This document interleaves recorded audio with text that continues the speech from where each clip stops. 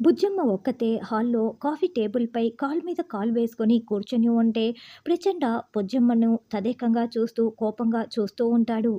మనోహరి, చెంబ ఇద్దరూ కూడా కాస్త దూరంలో నిలబడి బిక్కుబిక్కుమంటూ టెన్షన్‌గా చూస్తూ ఉంటారు. గుప్తా గారు కిటికీ దగ్గర ఇదంతా నిలబడి చూస్తూ ఉంటారు. "ఇందాక నీ శక్తులు నువ్వు చూపించావు కదా! నన్ను నీ కాళ్ళ దగ్గర పడేసుకున్నావు కదా! ఇప్పుడు నా శక్తేంటో చూపిస్తాను" అని ప్రచండ అనడంతో, "ఐయామ్ వెయిటింగ్" అంటూ బుజ్జమ్మ లేచి నిలబడి మరీ ఛాలెంజ్ చేస్తూ ఉంటుంది.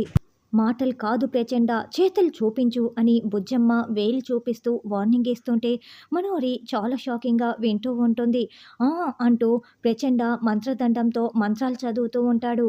అలా మంత్రాలు చదివి మంత్రదండాన్ని బుజ్జమ్మపై ప్రయోగించగానే, బుజ్జమ్మ చుట్టూ ఒక 6, 7 కాలనాగులు బుసలు కొడుతూ నిలబడి ఉంటాయి. అలా ఉన్న పళంగా ఆ కాలనాగులన్నీ అక్కడ ప్రత్యక్షమవడంతో, మనోహరి, చెంబ ఇద్దరూ చాలా షాకింగ్‌గా, భయంగా చూస్తూ ఉంటారు. "ఇది కాలనాగుల దిగ్బంధనం. ఇందులో నుంచి నువ్వు ఎలా బయటపడతావు" అని ప్రచండ బుజ్జమ్మని నిలదీస్తూ ఉంటాడు. బుజ్జమ్మ మాత్రం ఏ మాత్రం బెనకకుండా చెండా వైపు కోపంగా చూస్తూ ఉంటుంది.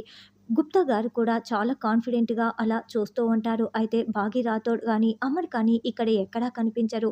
మరి వాళ్ళేం చేస్తున్నారు? బుజ్జమ్మ ఎలా బయటపడి ప్రచండకి బుద్ధి చెప్పి పంపిస్తుందన్నది రానున్న ఎపిసోడ్‌లో తెలుసుకుందాం.